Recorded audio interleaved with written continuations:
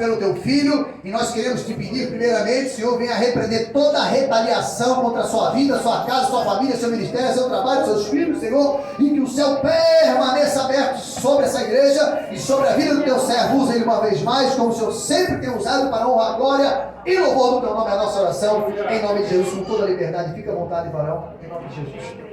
Salve a igreja com a paz do Senhor Jesus Cristo, amém? Amém! Aleluia! Eu agradeço a oportunidade por estar aqui a primeira vez pregando o Evangelho de Cristo Jesus. Glória. Também agradeço ser chamado de pastor, mas para lembrar a igreja, eu sou apenas um obreiro que cuida de uma igreja. Ali está minha esposa, tem a minha filha que me ajuda, mas enfim, o Evangelho de Cristo é pregado, é anunciado. Eu convido você a ficar em espírito de verdadeiro adorador. Temos poucos minutos para pregar a palavra de Deus, mas eu creio que Deus vai falar com você nessa noite.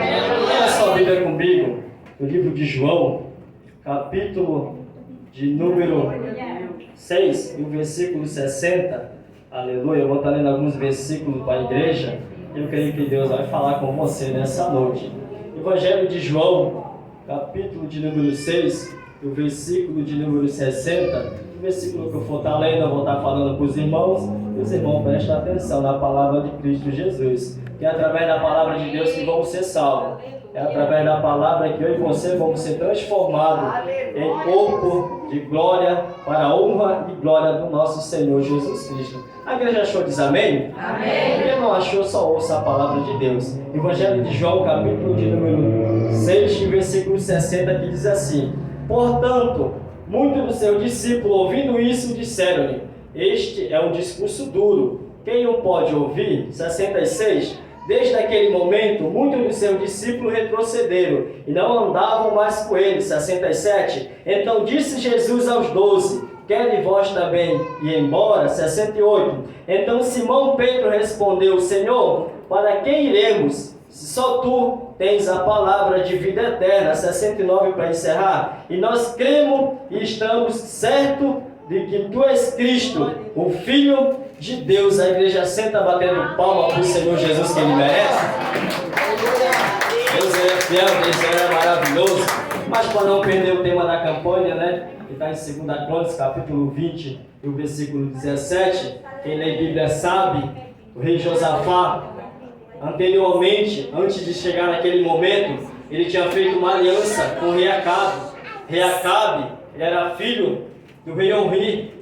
E rei Acabe ele se casou com uma princesa chamada Jezabel, uma princesa que ela era da Fenícia. Ou seja, a lei de Deus não permitia que o judeu, naquela época, se casasse com uma pessoa de outro estado, de outra nação. Então Acabe, quando seu pai vier morrer, ele assume o trono e ele faz uma aliança com a Fenícia. Ele toma para si uma mulher chamada Jezebel. Só que entenda comigo que Acabe, ele faz uma escolha errada. E a vida dele não melhora, a vida dele só piora. Vocês vão entender também que nesse meio período de tempo, Elias profetiza uma seca que dura 3 anos e meio. Então entenda comigo que quando Elias profetiza a seca, porque o povo de Deus ele estava se corrompendo diante da presença de Deus. O povo ele estava mudando a sua natureza, que era de judeu, para uma natureza que era fenícia. O povo estava deixando de adorar um Deus que era único, vivo e suficiente, para adorar a imagem, para adorar aquilo que não poderia fazer nada por eles. Então é necessário que Elias entre em cena para tentar abrir os olhos do povo. Então entenda comigo que quando Acabe ele está perecendo, quando Acabe ele está indo à ruína, mesmo Deus tendo misericórdia, porque o povo eleito, o povo escolhido, assim como eu e você, que estamos aqui nessa noite, entenda comigo que Acabe, um pouco espaço de tempo, ele vai de mal a pior, só que depois, ele recupera um pouco do seu trono, ele recupera um pouco de paz, ele entra numa guerra e ele vence os assírios. Então eles têm paz pelo longo tempo. Só que nesse longo tempo, o rei da Síria promete uma cidade para Acabe, que é a cidade de Ramote Gileade. Então entenda comigo que Acabe ele não quer ir nessa peleja só.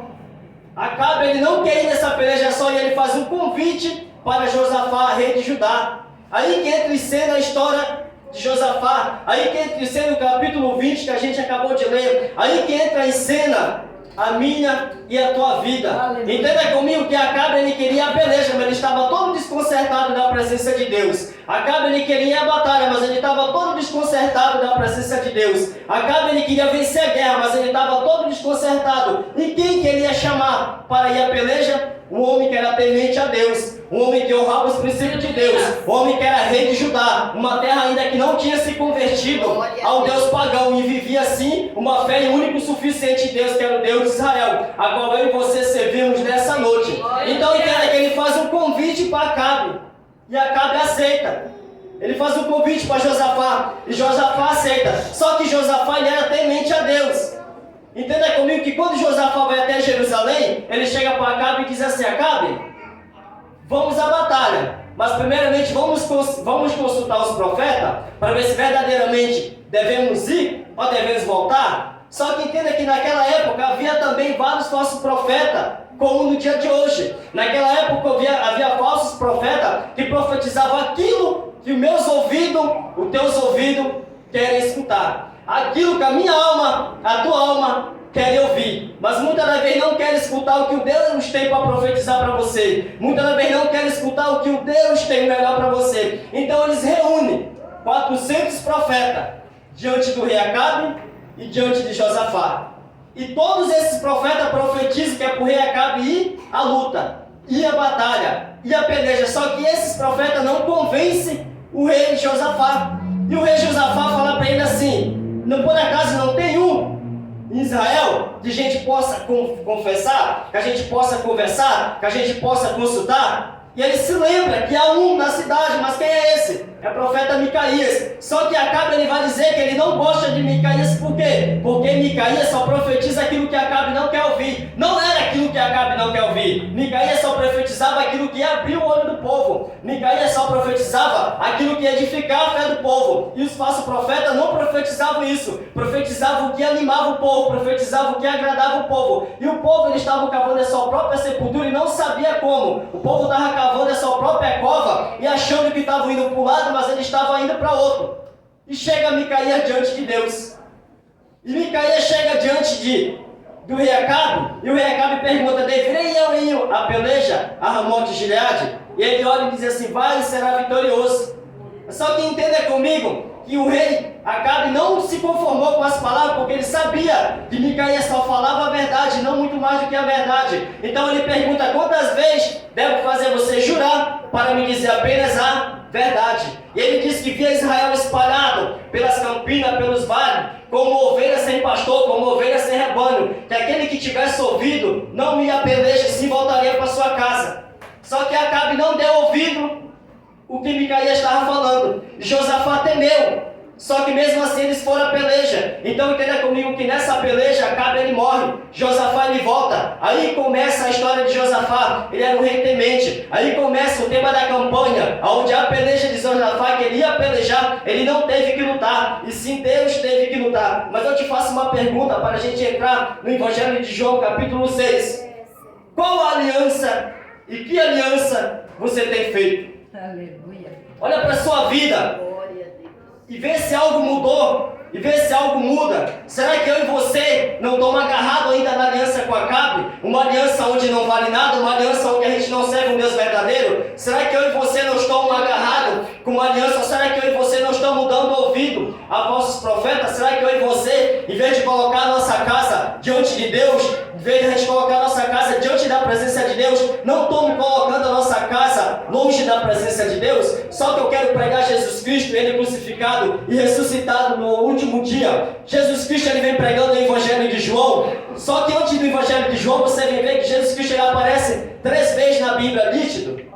Ele aparece com 8 dias de nascido, onde ele é apresentado, onde ele é circuncidado, porque todo primogênito deveria ser apresentado ao nosso Senhor e Deus, o único suficiente Salvador. Só que você vem ver que a segunda aparição de Jesus Cristo, ele já está com 12 anos de idade. Ele aparece no templo para uma festa, ele aparece no templo para a Páscoa. Então seus pais vão a caminho de um dia e Jesus Cristo ele fica para trás. Ele ainda é jovem, ele ainda é um moço, ele ainda não compreende o ministério dele. Então quando os pais dão conta que ele não está, os pais voltam e acham ele aonde? No templo, ensinando e pregando o Evangelho de Cristo Jesus. Qual que é a terceira aparição de Jesus Cristo? No começo do seu ministério, ele desce ao Rio Jordão, ele se batiza, Deus fala com todo aquele povo, ele vai para o deserto e depois ele volta, ele entra no templo, e o que ele acha no templo? O povo se corrompendo do Evangelho de Cristo Jesus. Mas aí ele tem 30 anos, aí ele já é maduro, aí ele já consegue fazer alguma coisa, aí ele faz um chicote e bota todo mundo para fora, porque em vez do povo estar adorando a Deus, o povo estava fazendo da casa de Deus um comércio. Em vez do povo estar orando, o povo estava fazendo da casa de Deus uma casa de festa. Em vez do povo estar orando, o povo estava fazendo da casa de Deus uma casa de passatempo. Em vez do povo viver verdadeiramente o Evangelho de Cristo Jesus, eles estavam vivendo uma religião segundo os costumes do judeu.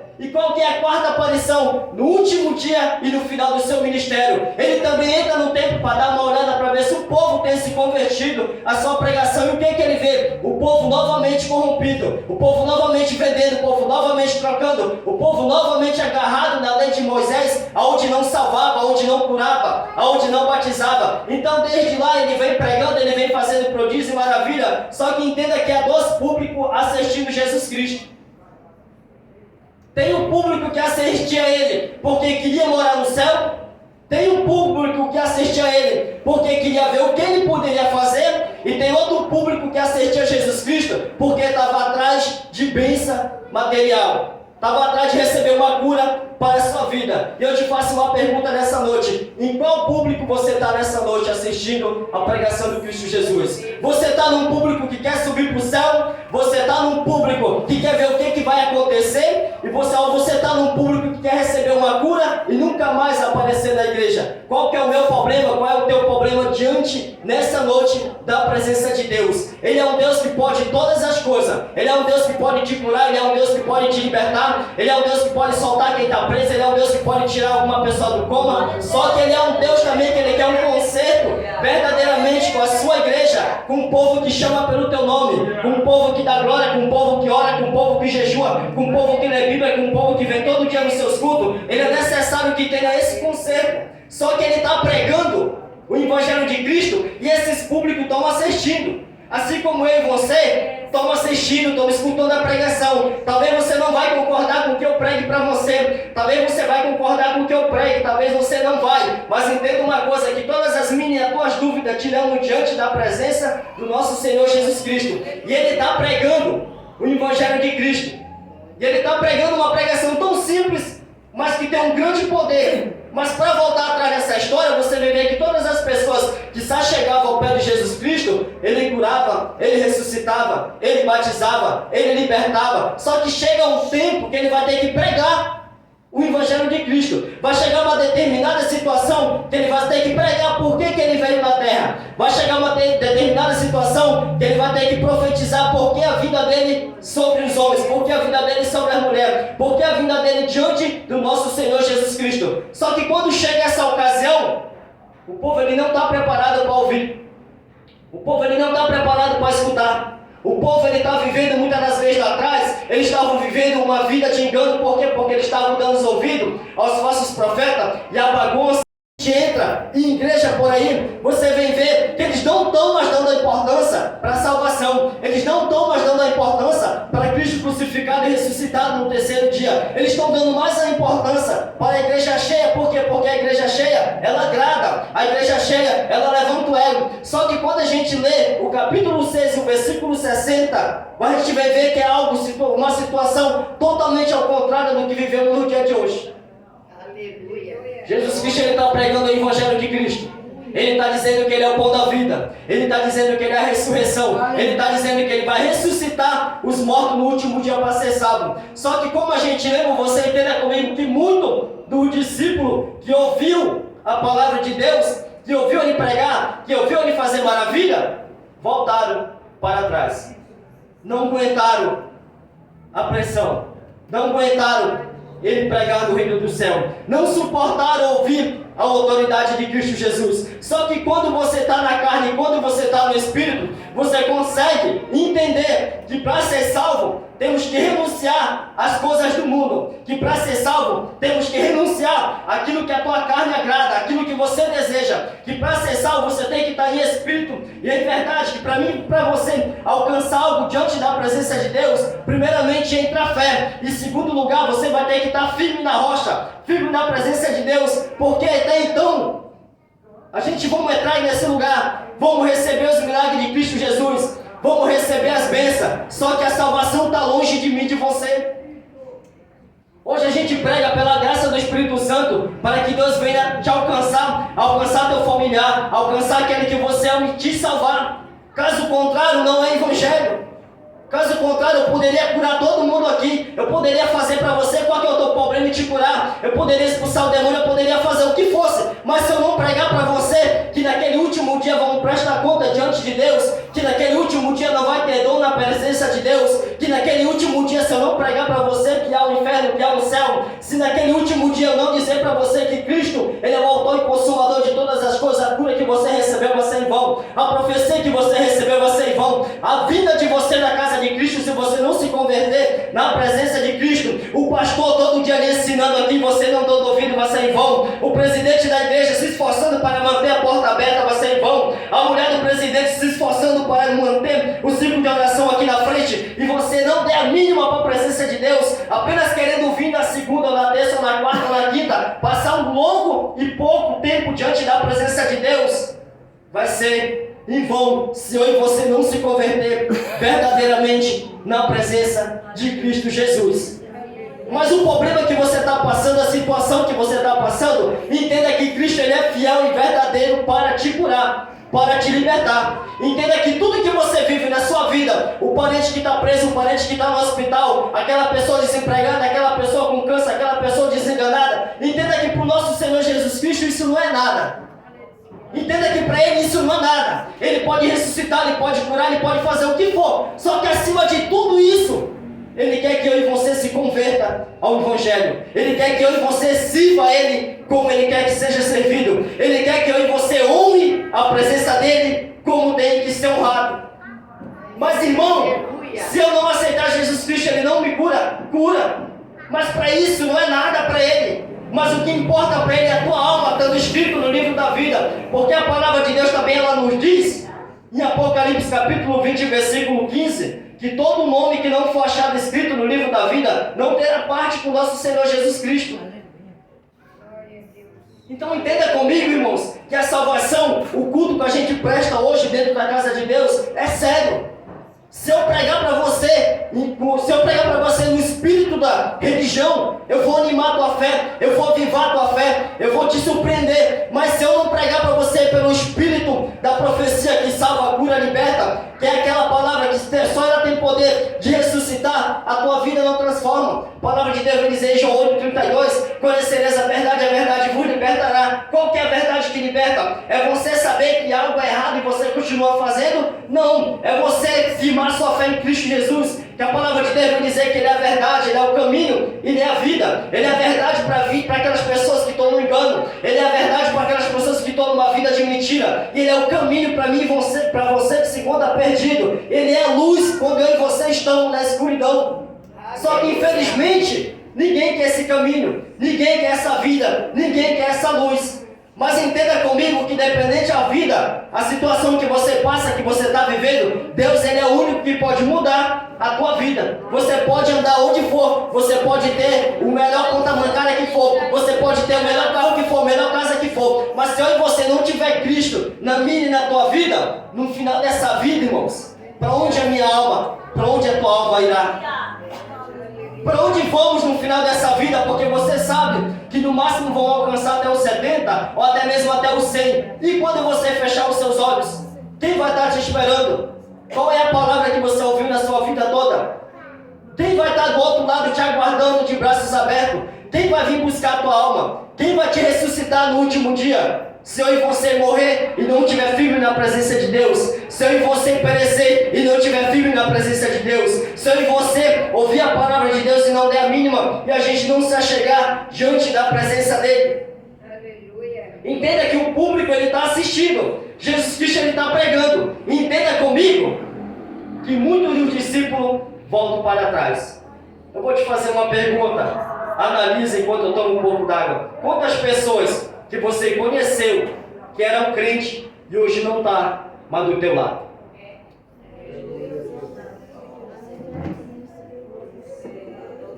Sabe por que não está mais do teu lado?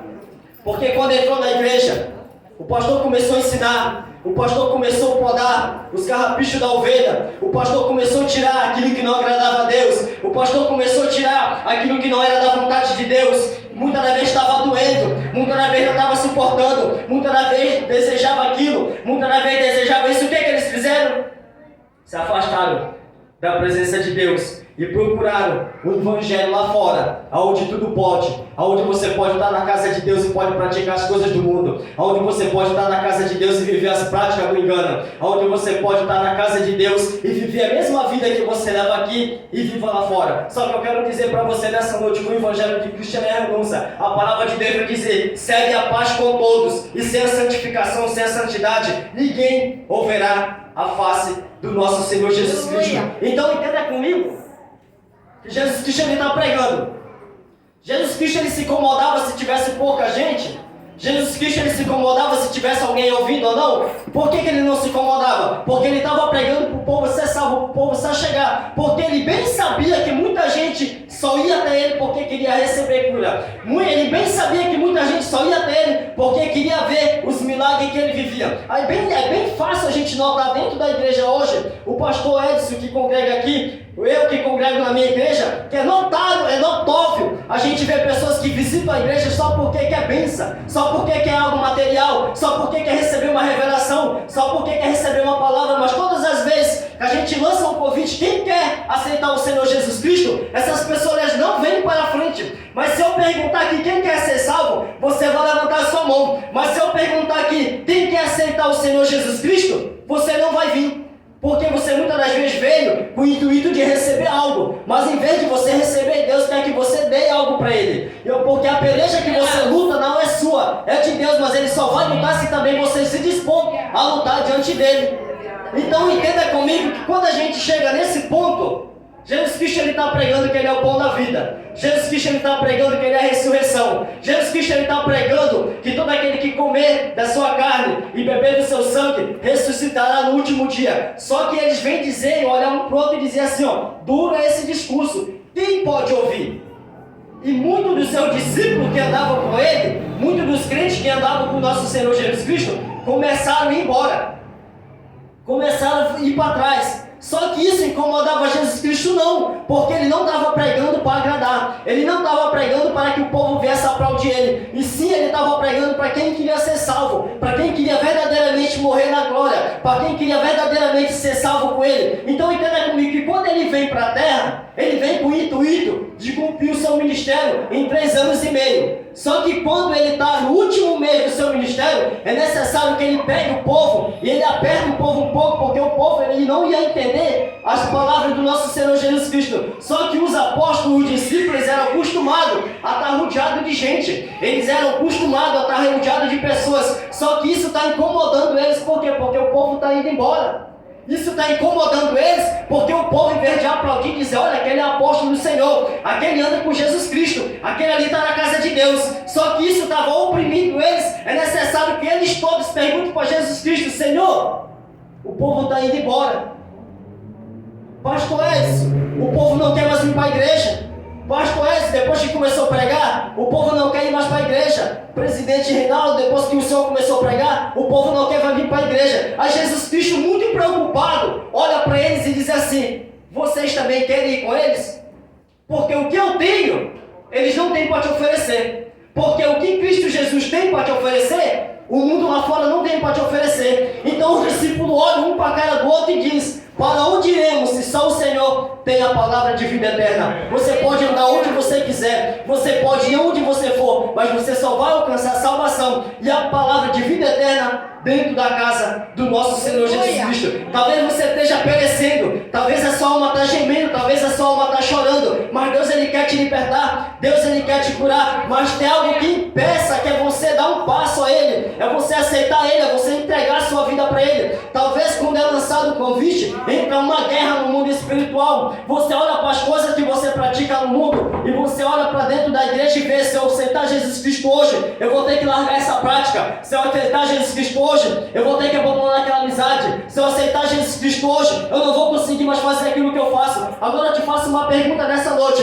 você quer fazer tudo o que você faz e perder a salvação? Ou você quer abandonar o acordo? Você quer abandonar a aliança com Acabe? Você quer abandonar as práticas que não agradam a Deus, mas viver a salvação eterna? O que eu e você escolhemos para a nossa vida? Será que é morar uma eternidade no reino de nosso Senhor Jesus Cristo? Ou é passar uma eternidade no tormento, onde a palavra de Deus diz que o fogo não se apaga e o bicho não morre, a carne que queima, nunca ela será consumada? Então entenda que estamos pregando uma palavra que ela salva, que ela cura, que ela transforma. Só que mesmo assim os judeus naquela época, eles não davam ouvido. Eles retrocediam. Eles achavam que Jesus Cristo era apenas um falso profeta, que estava pregando o evangelho, que estava fazendo sinais, como muitos outros que vieram após ele. Só que quando ele morre e ressuscita, muitos creem e muitos não creem. Talvez eu e você estamos nessa noite aqui, talvez eu e você já escutamos tanta pregação, que quando o profeta vai pregar, que quando o pregador vai pregar, a gente muitas das vezes não dá ouvido. Por quê? Porque o que eu digo que não pode, vem um pregador e diz que pode. Porque o que eu digo que é pecado, vem um pregador pregando a mesma palavra e diz que não é mais pecado. Aí confunde a minha e a tua mente. Só que quando você pede a sabedoria para Deus, Ele esclarece verdadeiramente aquilo que você está embaraçado na sua mente. Então eu quero dizer para você nessa noite, a palavra de Deus nos diz, para encerrar: examinar a Escritura, sede ouvinte, mas também sede praticante. Porque se você só ouvir o que eu prego, você não vai entender. Se você só ouvir o que os pregadores estão pregando em cima do altar, e você não buscar entender se verdadeiramente é verdade, você vai ser enganado. Se você não ouvir tudo isso que eu estou pregando aqui nessa noite, e você chegar na sua casa, abrir o Evangelho de João, começar no capítulo 6 até o versículo 70, e você vai entender que Jesus Cristo, Ele curava, Ele libertava, Ele fazia tudo o que for possível. Só que aquilo para Ele era nada. Não era o intuito dele, não era aquilo. É porque Ele via que o povo estava desanimado, Ele via que o povo estava cabisbaixo, Ele via que o povo precisava daquilo. E Jesus Cristo, Ele sabe do que você precisa nessa noite. Mas o intuito dele, a vontade dele não é essa. A vontade dele é que você se achegue a Ele, entregue o seu caminho a nosso Senhor Jesus Cristo, confia nele e o mais Ele fará. A vontade dele é que você agarre na mão dele, pegue na mão dele, pegue na mão da igreja, entre em oração, entre em jejum, entra na palavra de Deus, que através da sua oração você vai libertar aquele parente, através da sua oração você vai alcançar a sua família, através da sua oração ela moverá céus e terra. Mas tem que ser uma vida diante de Deus com sinceridade, com compromisso. Tem que ser uma vida diante de Deus, uma vida com sinceridade, compromisso, porque caso ao contrário, a palavra de Deus vem nos dizer que Deus, Ele não é homem para que minta, nem filho do homem para que se arrependa. Se você botar a sua vida diante de Deus, no altar, e nada acontecer, se você colocar a sua vida diante de Deus, na presença de Deus, se você tem uma doença e enfermidade, se você sofre com mal de diabetes, se você sofre com mal de depressão, e você colocar a tua vida diante de Deus, em um mês, em uma semana, não mudar, eu paro de pregar o Evangelho de Cristo. Porque o Evangelho de Cristo é transformação, o Evangelho de Cristo é poder do céu, o Evangelho de Cristo ele é restauração. Só que estamos acostumados, muitas das vezes, escutar pregações que emociona eu, emociona a tua alma. Só que a Bíblia também vai nos dizer que havia uma mulher pecadora. Para encerrar, se coloque de pé, eu quero estar passando por nosso pastor. A palavra de Deus vai nos dizer que havia uma mulher que ela sofria com fluxo de sangue há 12 anos. Esse fluxo de sangue incomodava ela. A palavra de Deus também vai nos dizer que ela tinha gastado todo o seu dinheiro com vários médicos e nada conseguia resolver. Agora eu te faço uma pergunta: quantos meses, quantos anos, quantos dias você vive essa vida que você não suporta mais? Quantos dias você vive essa vida que você olha para sua esposa, você olha para os seus filhos, você olha para o céu e diz: Deus, eu não aguento mais a vida que eu levo. Então entenda comigo que aquela mulher ela não aguentava mais, e a solução dela no último minuto foi quem? O nosso Senhor Jesus Cristo.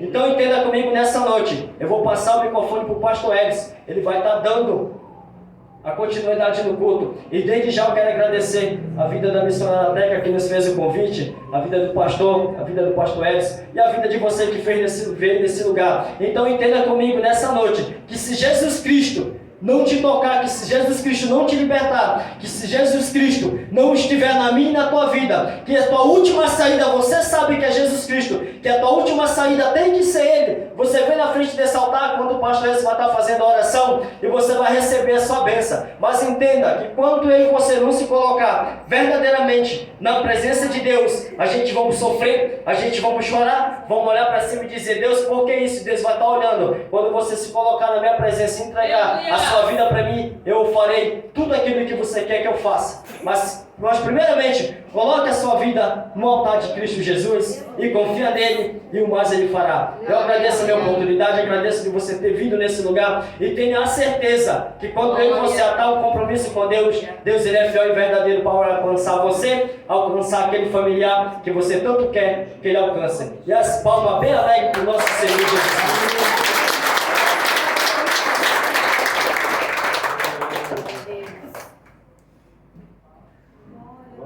Glórias a Deus. Amém, irmãos? Amém. Irmãos, semana passada nós ministramos sobre o arrebatamento da igreja. 3 pessoas me ligaram e mandaram mensagem que tiveram a mesma revelação. Hoje, mais um irmão mandou a mensagem para mim que a esposa dele teve a mesma revelação do arrebatamento da igreja. O que se segue ao arrebatamento da igreja? Arrebatamento da igreja. Antes do arrebatamento da igreja haverá o quê? Um grande avivamento. Avivamento é o quê? Arrependimento verdadeiro, genuíno. E como é que vai ter o avivamento? Antes do avivamento vai ter o quê? Perseguição. Só teve um glória agora. Aleluia. Para que a perseguição, pastor Edson? Para separar os bodes das ovelhas, o joio do trigo, quem é e quem não é, quem serve e quem não serve, quem está e quem não está, quem quer e quem não quer. Aleluia. Aí depois vem um arrependimento de verdade. E o pastor aqui, irmão, é a mensagem que eu gosto de sentar para escutar. Eu me deleito, por mim eu escutava ele até meia-noite. Aleluia! E o pastor foi bem claro, bem sucinto naquilo que Deus deu para ele essa noite ministrar para nós hoje. Nós podemos sair daqui abençoados, sim, mas o nosso destino final, onde está? Eu quero orar por alguém que de repente quer aceitar Jesus, voltar para Jesus, se consertar com Jesus, para alguém que quer se arrepender, quer ter uma vida correta, direita, diante do Senhor. Não vou fugir daquilo que Deus usou o profeta para falar nessa noite. Cadê a primeira pessoa? Aleluia! Tem alguém hoje que quer: Deus, eu quero um compromisso sério e verdadeiro contigo, Senhor? Tem alguém? Glória seja dada ao nome do Senhor. Glória seja dada ao nome do Senhor. Vou dar oportunidade ainda. Tem alguém para voltar para Jesus? Reconciliar com Jesus? Alguém que quer fazer uma aliança verdadeira com o Senhor? Aleluia! Eu não gosto de remendar a mensagem, mas sabe o que Jesus estava fazendo um dia anterior após o que o pastor pregou? Ele estava multiplicando pão e peixe. Estava assim de gente, ó. Oh, esse pregador é gente boa, pão e peixe, comigo. Oh, gostei desse pregador, vou convidar de novo, é pão e peixe. No outro dia, ele vai pregar outra mensagem: quem não comer da minha carne, não beber do meu sangue, não tem parte comigo. Ó, todo mundo empinou. Só sobrou quem? Os discípulos. Ele disse: vocês vão para onde? Vão para onde, Senhor? Só tu tens a palavra da vida eterna. Pão e peixe estava lotado. Quando foi compromisso, seriedade, intimidade, proximidade com o Senhor, só sobrou 12. Tem alguém ainda que quer um compromisso com Deus? Eu vou orar para encerrar. A palavra foi pregada. Glória seja dada ao nome do Senhor. Senhor, em nome de Jesus, nós te louvamos, Pai, por mais uma noite na tua presença, Senhor. Pedimos a tua proteção fiel, verdadeira, justa, soberana sobre as nossas vidas, Senhor. Nos guarda na continuação desta semana, Pai, nos protege, nos livra de todo mal, guarda nossas crianças, nossos filhos, Senhor. Que a mente e o coração deles santos e repreensíveis na tua presença, repreende todo sofisma, todo engano do inimigo, Senhor. É a nossa oração crendo e já te agradecendo, Senhor, no nome santo de Jesus Cristo. Quem recebe diz amém. Amém. Abre as tuas mãos assim, que o grande amor de Deus, a graça do Senhor Jesus e a comunhão com o Espírito Santo seja com todos nós, desde agora e para sempre. Todos recebem e dizem amém. E o nosso tema é: arrependei-vos, porque é chegado o reino dos céus. Meus amados, que Deus abençoe. Se alguém quiser oração, estamos aqui para orar pela sua vida. Vá na paz do Senhor.